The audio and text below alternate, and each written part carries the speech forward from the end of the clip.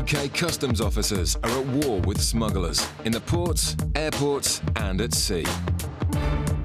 Coming up, Anne's tobacco seizure sets sparks flying. There is a guideline of 3,000. It's a guideline. Yeah, but it's still 90. I'm giving you my. I'm not going to argue about it. I'm giving you my reasons. Suspicions are raised on board searcher when a sailor tries to stop officers coming on board.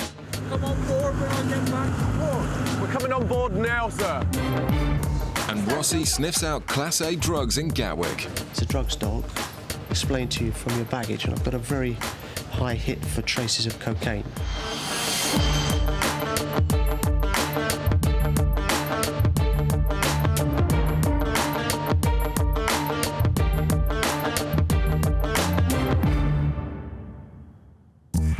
Customs officers are always on high alert for bootleggers using cheap flights to bring in tobacco to sell illegally on the UK's booming black market. In Bristol, officers have received intelligence that a known bootlegger is returning from Malaga in a group of 4. The main target had over 26 kilos of tobacco seized only 2 weeks ago. Will he be mad enough to try again? Oh, there we go. Tobacco. Lots of it. The X-ray has found 4 bags full of tobacco. Now it's up to Anne and the team to stop and question the passengers and prove that the tobacco is not for their own personal use. Bootleggers come in all shapes and sizes. This time it's a retired couple who pick up 3 of the 4 suspect bags and then split from the group. They almost make it through the channels, but Anne closes in. Is it only the 2 of you? Yeah. The 3 holdalls are stacked with tobacco. The main target has slipped through empty-handed, but the final passenger in the group isn't so lucky. Her bag contains 30 kilos of tobacco, 10 times the guidelines. The couple have another 57 kilos. Altogether, an amount like this is a criminal matter. No wonder they're pretending not to know each other. Okay, I'm just going to do a couple of checks on your passport a minute. They're saying they're travelling just together, don't they? Yeah. Get them to say that again. She's saying she's travelling on her own. They're in a group. They're together. Yes. They've got 57 kilos between them. Isn't that arrestable? Could be. Only if we can tie them in together. Tying the passengers to each other proves a little easier than Anne and Joe expected. Are you together or do you know each other? Well, we've come together. Are you travelling together? You're travelling together, okay. They've all just admitted that they're travelling together because they were talking to each other. Did they say that initially when you stopped? No, he lied. By himself. Yeah. So obviously I don't believe that this sort of amount can be for your own personal use. Believe that. The sheer amount that you've brought in.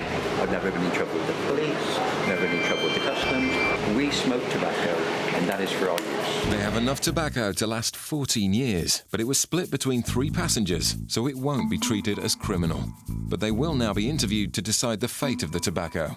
I do not believe for 1 minute that that is for their own personal use. Even if they were smoking, 100 cigarettes a day. He seems pretty adamant that he's done nothing wrong, and that's right.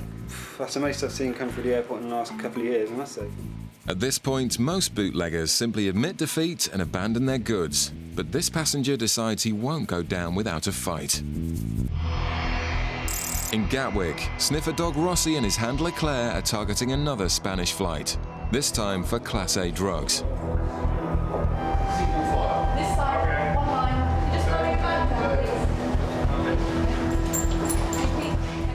Each dog has only one handler, and their close bond means that Claire knows when Rossi picks up even a hint of drugs. Do you want to stand still for a second, please?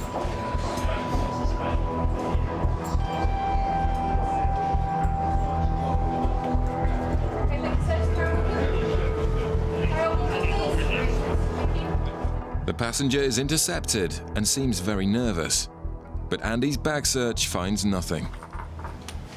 What's that? Just a charm. Yeah. Not convinced, Andy swabs the bag for drugs and picks up a massive hit for cocaine. Quick chat with him. He's very, very nervous. And taking an iron track off there, got a hit of 4, so I'm going to get an SOP in him, but I wouldn't be surprised if he's got something on him. Okay. All right? All right. Okay. It seems Rossi and Claire were right. So Andy confronts the passenger with the evidence. It's a drugs dog. I've spoken to you. You seem very nervous, okay? I've taken a swab, as I explained to you, from your baggage, and I've got a very high hit for traces of cocaine. So what I want to do is search you to make sure you have nothing on you. No problem, sir. Okay, you No understand problem, that? sir. Yes, okay. no problem. Do you have no any worry. objections to that? Pardon, You have sir? any objection? Any problem with that? No, you can okay, check good. me everything you want. Okay. Bring this way.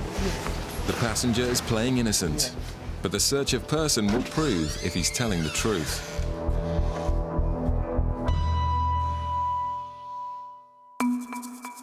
Back in Bristol, Ant's preparing for a fight with the passengers caught with 87 kilos of tobacco. They have enough tobacco to last a heavily addicted smoker 14 years, but neither have yet asked for a cigarette. You said that I took an hour to write up my notebook. No, you left us outside waiting for Yeah, you actually said that I took an hour to write up my notebook. That were your. I said, my specific words were, you left us sitting out there for an hour in the freezing cold. Well, I you did went not to write say, but don't, let's get it straight. Okay, well, Little I tell you girl, what. if you're no, going to write... don't try and intimidate me. You are intimidating me. No, Little not girl, at all. you write I've it just been properly. straight with you. Do your job properly, or don't do it at all. Bring somebody else Look, in. if you're going to take this attitude, Yes. I'm not going to interview you. Don't I'll then. invite you back at a different date when you calm you down. come to my house and interview me if you No, invite me that back. doesn't happen. Well, you Sorry. bring somebody else then. Until you're prepared to speak to me in a Well, proper don't manner, miss- I won't to have- deal with you. What planet are you on, for goodness sake? You people, get to the dock, stop the people coming in. that- Do your job. Okay. So You know, you're, don't do the little end. You're like policemen who pick people up for parking. Catch the criminals. We're not criminals. well, actually, it's a very large quantity of cigarettes. Well, no, it's tobacco. You want to get that right. It is not a large quantity It for is a somebody that large smokes quantity. all the time. It is Two a- people. Really? It's a You smoke, do you? It's a large quantity. Do you smoke, do It's you? irrelevant what Do you- I smoke. Oh, it is, because you're telling me it's a large quantity. I'm saying, did you smoke? No, You're I not don't. qualified to judge, are you? I am, because No, I'm you're not. personally- Bring somebody in that's qualified to judge. You don't smoke. You don't know how much tobacco goes in a rollie, do you? Yes. You haven't got a clue. Well, look. Right. I'm So not- anyway, go away. Bring the little girl back with what I've just said. No, you don't speak to us like that. Why not? This is disgraceful, and it will not end here, I can tell you. We are not criminals. You are treating us like criminals. Picking out the criminals amongst the innocent passengers is a skill that comes only from experience. And customs officers in Gatwick have seen it all when it comes to the risks smugglers will take to make money from drugs. One smuggler that stands out from all the rest is Paul Brady. Well, when I stopped Mr. Brady in the Green Channel, I examined his baggage and found really nothing of customs interest at all. But there was something about him that I wasn't satisfied with. And generally, if somebody hasn't got anything in their baggage of customs interest, then they may have smuggled it elsewhere. So Mr. Brady was then taken to a private room and he was searched. The body search found nothing, so suspicions now centred on what Brady might have hidden inside his body. A sample of urine was taken from him and tested on our machine at Gatwick, and the result indicated the presence of cocaine inside of his body. And I then arrested him on suspicion of importing a controlled drug into the UK, concealed internally. Officers wanted to X-ray Brady to prove he'd swallowed packages of cocaine, but he refused. Instead, he was detained in a Gatwick custody cell while officers waited for the evidence to emerge. Brady had begun a waiting game that would go down in customs history. He was refusing to eat any food. He refused to drink any drinks that we provided to him unless it was a can of Coke which he could open himself, and that's all he would do. And of course this went on and on. Without food, it soon became a week without him going to the toilet. But officers had Brady under 24-hour surveillance to ensure none of the vital evidence was missed. We had to have grounds to keep him in our custody, and we had to go in front of the magistrate every 7 days. One of the things we did was to iron scan his suit, and this indicated whether we still may have the cocaine level was actually going up, which it was. After 3 weeks, and with drugs seeping into his system, they began to fear for Brady's life, but he refused to give in. It would only take a very small amount to actually kill the person outright, so it's a dangerous thing to do anyway. After a staggering 48 days of defiance, it was the smell of the custody officer's lunch which finally forced Brady to crack. After 48 days, I was actually off shift and I was at home, and I had a call from my main manager at Gatwick, who telephoned me to said yes, he's produced. So it was quite an emotional time, and I still feel quite emotional talking about it now, so it was sort of relief. Consuming his first meal for 7 weeks, the officers wouldn't have to wait long to get their hands on the evidence. And it just gave in completely, so he must have been absolutely starving, but obviously the body couldn't take it. And I had to sit with him along with my colleagues to recover the remaining packages from his body. The stubbornness of Brady was beaten only by the determination of the officers at Gatwick. I mean, give him his due, he gave it a good try, didn't he? And he pleaded the only thing he could do best, which was to plead guilty at Croydon Crown Court, where the judge gave him the sentence of 5 years. And that's something I'm proud of, you know, so it was good. In Gatwick, Andy's search of person has identified the cause of the positive cocaine hit. The man has confessed to using cocaine whilst in Spain. So you say the reason for the high reading that we got here was because you had a couple of lines of coke yesterday? Oh, okay. Yeah? Is that correct? Yeah. Yeah, it's quite high. You use it quite regularly? No, not very much, actually. Okay. Not very much. Having confessed to using cocaine abroad, the man's now trying to avoid trouble. Came up with a very high reading for cocaine.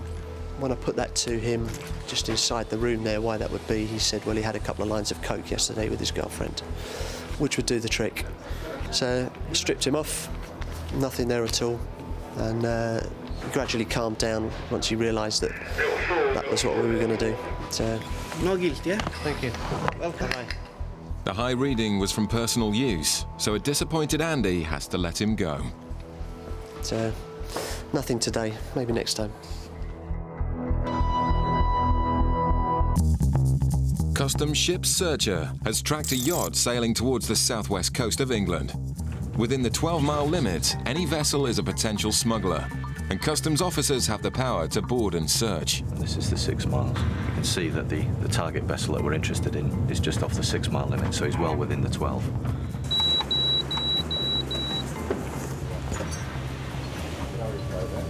What's using the plate? The cutter launches the high-speed rip team from the stern, giving the yacht no time to hide any goods on board or jettison any drugs into the sea. The boarding team don't need the skipper's permission, but he seems unaware of their powers. Customs, sir, we're just going to pop on board for a second. Come on board when I get back to port. When we get back to port, we've actually got to come on board now, sir. Pardon? We're coming on board now, sir.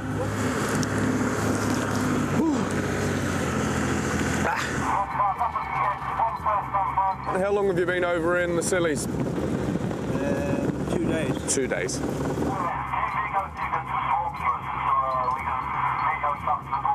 I can hear the rib crew saying they're going to take some swabs on board the vessel, some iron track swabs, and then they're going to bring them back to the cutter, and we can test to see if there's any traces of narcotics or explosives on the yacht. To avoid upsetting innocent sailors as much as possible, the drug swabs quickly identify any wrongdoing. The man's initial attitude may be a good sign of a smuggler, but the swabs will be the ultimate test. If he's got anything on his hands, that will have moved onto the tiller. Nothing there. The swabs are negative, and there's no trace of any drugs on that particular boat. All negative. Nice, clean yacht. There it is. Let's get the boys back in then. Quickly exonerating the innocent is as important as arresting the guilty, and this sailor is free to continue his journey. And after the 12-hour shift, the cutter Searcher returns to port.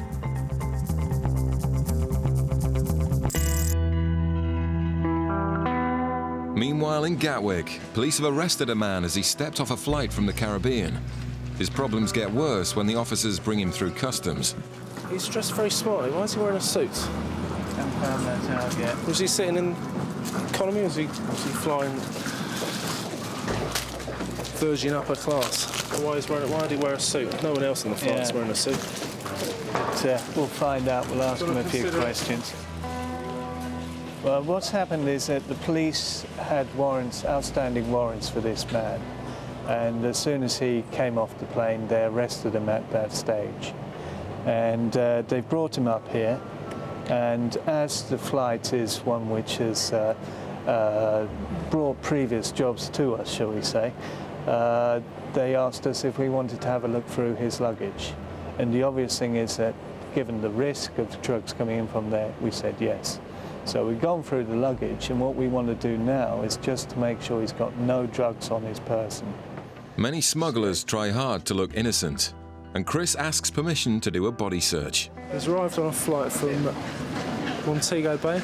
And as you can see, he's probably the most smartly dressed guy on the flight, dressed in a suit, which is ostensibly a holiday destination. It seems as though he's got various layers on as well. Yeah. So we just want to rub him down, make sure there's nothing under all those layers. That's fine, Chris. Yeah, 8:15. Cheers. Okay, if you come this way. Out with us as well? Stay with him. Right, if you can follow us. Okay. Catching drug smugglers is a daily occurrence at Gatwick, and officers find packages in a variety of places. The strip search is as uninvasive as possible, but it's an uncomfortable experience, especially when Jeff discovers the initial reason for the man's arrest. He's actually wanted for a driving offence, but you know, we have to make sure 100% certain. So we did a quick search and nothing was found, so we've handed him back to the police. He's been rearrested and taken back down to the station. This man isn't a smuggler and leaves cooperatively with the police. Meanwhile, in Bristol, 3 passengers have been caught with 87 kilos of tobacco, but they're not going quietly. You have treated us really badly, really badly, like we've done something wrong. Until you're prepared to speak to me in a proper manner, I won't deal with you. It's the biggest haul the team have seen in years, but the man is adamant it's not being brought in to sell on the black market. Anne's decided to interview the man to see if he's telling the truth. If not, the £11,000 worth of tobacco will all be seized and destroyed. How much do you smoke a week on average? So, 2-3 packs a day, so... 2 or 3 50-gram packs? Yeah, generally 2. Okay. How many cigarettes do you tend to make from one 50-gram pouch of tobacco? What could you get?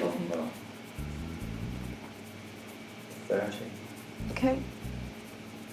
At one 50-gram pouch, on a good day, he gets 20 out of it. Okay, sorry. He would expect those goods to last him 9 to 10 months. All right, give him the benefit of the doubt. 30 kilos are for him. Yeah. That's 600 pouches, and he reckons 10 months. Yeah, definitely not longer than a year. Because he bought the same amount last year. And That means he's going to be smoking 8.5 pouches a week. Totally and utterly ridiculous. Oh, he says he smokes 2 pouches a day. 2 to 3 pouches a day. A day? The only thing I haven't asked yet is about rolling. Because are we allowed to ask that? Are we? What do you mean? Getting to roll what? Yeah. Yeah. I'm going to ask you to roll one of these for me. Really? I'm Yeah. not playing any silly games. Well, you've said that you can roll. Look, I've been very good. I've played the game. Yeah, You've but asked I'm all not the asking. questions. You've asked, and if you really think at 65 years old I haven't smoked all my life, I'm now going to play a silly game. I'm asking you to roll one cigarette. No way. I'm not being silly. No way. That's insulting. The 2 other passengers have had their goods seized. And now the moment of truth. Anne has to decide if the angry passenger gets to keep his tobacco. And he's not going to be happy. I've looked over what has been said today, and you failed to satisfy me that the tobacco is for your own use for the following reasons. I'll give you the reasons. 1, the excessive quantity is actually 9 times over the guideline of what you are supposed to bring in from an... Not when I'm supposed to smoke, yeah, fine. When you say guideline... Yeah, there is a guideline of 3,000... It's a guideline. Yeah, but it's still 9... I'm giving you my... I'm not going to argue about it. I'm giving you my reasons. Consumption, 3 pouches a day is grossly excessive. All right, yeah, okay, go on. Right, you're going to tell me what to You've got no smoking paraphernalia at all. Correct. You refuse to roll a cigarette for no reason. Correct. Not for no reason. I made it clear It's not to you credible. that I'm not going to demonstrate. Okay, fine. You refuse drink to a cup of tea. I didn't ask you a to bottle of wine. drink No, a I'm cup of telling tea. you that. You asked me to do something just as benign. Look, can you just listen, please? Just sign it, please, and we can get to the court. Right. It's not credible to import this quantity when travelling again in 3 weeks. Yeah. Inconsistencies in your account. You actually said... Inconsistencies in my account? Just let me finish, yeah, go right? On, let's hear it. You actually said that on the same flight, your son and a female friend of his travelled, whereas your wife told Mr. Hanlon that nobody else that you knew travelled. That is the point. That is the point. If we were travelling on We're our not own? going to... When you were being questioned? Did they ask you if you're travelling on our own? Yeah, well, we are. Well, you're not because you know other... Well, no, I knew another lady I was sitting beside. That Mrs. didn't know that her own son was also on the flight? What I'm saying to you is, we are travelling on our own. That's what my wife said. Anyway, get to it. It's also not credible to get only 20, or 30 or even 40 cigarettes from a 50-gram pouch of tobacco. Right then.